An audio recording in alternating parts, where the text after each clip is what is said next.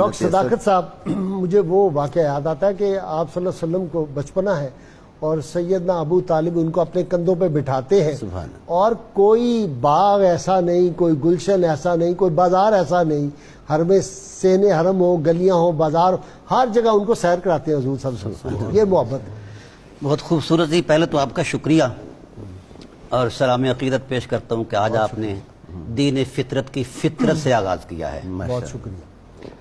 دوسری بات یہ ہے کہ تاریخی شواہد تو حضرات میرے ساتھ ہی دے رہے ہیں۔ آپ نے بہت بڑی کتاب لکھی ہے، کوئی خاص باتیں سیدنا ابو طالب کی بتائیں۔ میں نے 12,500 صفحات پر مکمل تھیسس لکھا ہے شان ابو طالب پر۔ اچھا، اور اس کا پہلا مقدمہ آپ کے پاس ہے۔ اچھا، یہ مقدمہ ہے؟ یہ مقدمہ ہے، کتاب نہیں ہے۔ ٹھیک، اس میں صرف چند معروضی باتیں کی ہیں۔ ٹھیک ٹھیک، میں میرا خیال ہے ابھی دکھائی دوں ناظرین کو، آپ نے بات کر دی۔ یہ ہے جی کتاب ابو طالب اور قرآن عظیم، یہ ڈاکٹر صاحب کی کتاب ہے، یہ میں دکھا رہا ہوں آپ حضرات کو۔ یہ کوئی 900 صفحے کی کتاب ہے، یہ مقدمہ ہے اور مقدمہ ہے، کہہ رہے ہیں 12,000 صفحات میں نے لکھے ہیں، تو ابھی باقی جو ہے وہ والیوم چھپیں گے۔ جی ڈاکٹر صاحب، میں نے تاریخی شواہد پر گھٹ اعتماد کیا ہے، قرآن کی آیات پر کیا ہے۔ سبحان اللہ، میں نے ان کی شخصیت کا سارا مطالعہ قرآن سے پیش کیا ہے، ماشاء اللہ۔ اور حیرت والی بات ہے کہ ان کی آغوش محبت میں 4,500 قرآن کی آیتیں نازل ہوئی ہیں۔ واہ، جو شخص اتنا قرآن کو سمجھتا ہو اس کو لا الہ الا اللہ کی 4,500 اچھا، 4,500 آیتیں، صرف 27 صورتیں یہ مدینہ پاک میں نازل ہوئی ہیں۔ ٹھیک، 10 سال تک جتنا نزول قرآن ہوتا رہا، یا حضور ان کی آغوش میں ہوتے یا ان کے پہلو میں ہوتے۔ یعنی 114 کل صورتیں ہیں، ہاں جی، اور ان میں سے آپ کے بقول 6,666 آیات ہیں نا، ان میں سے 4,500 یہ صورتوں کی بات کر رہے ہیں۔ صورتیں تھی نا 114، ہاں، تو 27 صورتیں جو ہیں وہ مدینہ منورہ میں نازل ہوئی۔ مدینہ منورہ، باقی سارا مکہ میں نازل ہوا۔ اور اس میں سے بھی وہ 3 سال الگ کر کے پھر میں نے اس کی ضرب تقسیم کی ہے، تقریباً 4,500 قرآن کی آیتیں آغوش ابو طالب علیہ السلام میں نازل ہوئی ہیں۔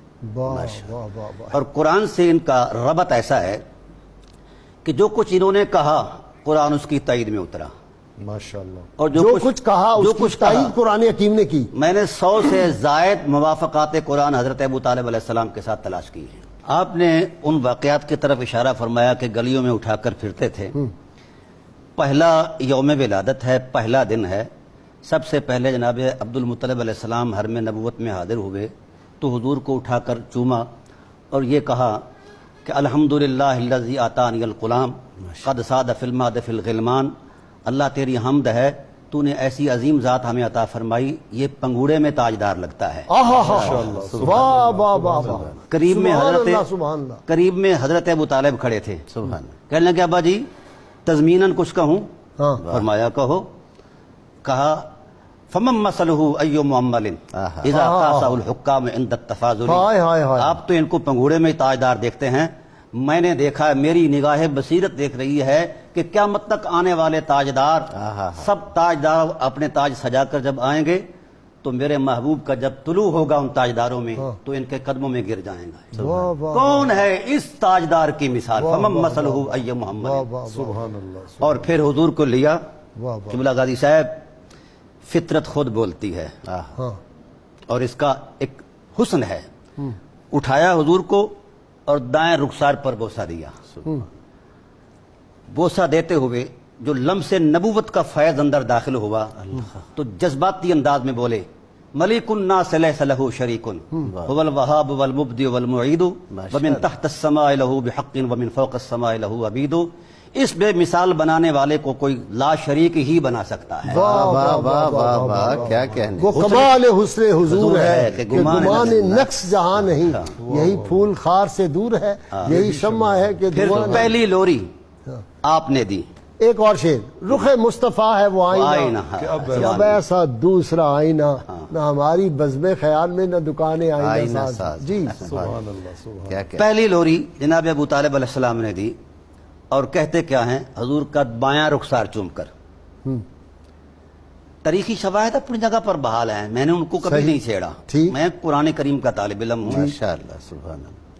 ابھی نزول وحی کو 40 سال باقی ہیں، اور پورا جزیرہ عرب فترت الوحی سے گزر رہا ہے، ٹھیک، لفظ نبوت سے کوئی آشنا ہی نہیں ہے، واہ تو پہلے اٹھایا اور بائیں رخسارے پر جب بوسہ دیا تو یوں لہرا کر کہا انت النبی محمد اللہ، اغر مسود سبحان اللہ، لمسودین اکارم تابو وتاب المولد نعم العرومۃ اصلها وامر الخدم الاوحد وانی تزام لم امت وانا الشجاع الاربد سبحان اللہ، وبنو ابیک کانہم اسد کانہم اسد الارین توقدوا. واہ یہ واہ، پہلی لوری ہے. ہائے ہائے ہائے، ذرا آپ اس کے ترجمہ کر دیں جو ابھی اشعار آپ نے شعر یہ انت النبی محمد، ابھی قرآن بھی خاموش ہے، وہی بھی خاموش یہ ہے. نبی محمد صلی اللہ علیہ وسلم، اے نبی محمد، اے محمد انت النبی محمد، تو صرف نبی نہیں، نبیوں کا بھی سردار ہے. واہ سبحان اللہ، واہ واہ. لمسودین اکارم تابو وتاب المولد،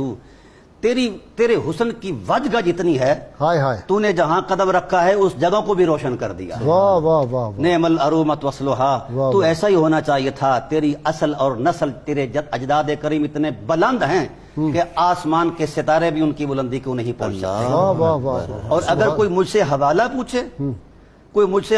پوچھے کہ میں اپنے حضرت رسول کریم صلی اللہ علیہ وسلم کے خاندان عظما کی کوئی تاریخی حقیقت یا کوئی شواہد بیان کروں، وہ کہتے ہیں کہ میں کوئی تاریخ کا ورق نہیں پلٹوں گا، ہاں میں کوئی علمی شواہد نہیں پیش کروں گا. ہاں، اس حسن عظمت کو بیان کرنے کے لیے امر الخدم الاوحد بطور حوالہ حضرت ہاشم کو پیش واہ کروں. واہ واہ. واہ واہ واہ واہ، اور پھر کہتے ہیں رخسارہ چوم، پھر ماتھے پر بوسہ دیا، اچھا، کہا میں دیکھ رہا ہوں. غازی صاحب یہاں قابل غور بات ہے، حضرت ابو طالب علیہ السلام ابھی نہ صاحب وحی ہیں نہ صاحب الہام ہیں. ٹھیک، یہ سارا فیضان کیسے آیا ہے؟ لمس نبوت کا لم نور سے ہے. نبوت مصطفیٰ، نبوت کو. اور کہہ کیا رہے ہیں؟ آنے والے حالات کو دیکھ کر حضور کو جس طرح ہم آزان دیتے ہیں کانوں میں، اس طرح سنا رہے ہیں. وَأَنِّي تُزَامُ لَمْ أَمُتْ، وہ وقت آئے گا جب کفر کی یلغار سامنے آئے گی تو میں اکیلا سینہ پیش کر دوں گا. واہ واہ، اگرچہ میں بوڑھا ہو جاؤں گا لیکن اے محمد تیرے دشمنوں سے ایسے لڑوں گا جس طرح کچھار میں بیٹھا ہوا شیر اپنی شکار پر دھاڑتا ہے، ایسے ہی اور اسے لڑے. قابو کر لیتا ہے. میں تیرے دشمنوں کو دبوچ لوں گا. اور ایسا ہوا. واہ واہ واہ واہ واہ واہ واہ، جب حضور کو روکتے اور پہلے حضور خود خاموش تبلیغ کرتے، لیکن سید عالم صلی اللہ علیہ وسلم کا یوں بازو پکڑا، کہا چھپ چھپ کے حقائق نہیں بیان کی جاتے. فَاسْدَا بِأَمْرِكَ مَا عَلَيْكَ غِضَاضَةٌ، سبحان اللہ، اٹھ سبحان اللہ.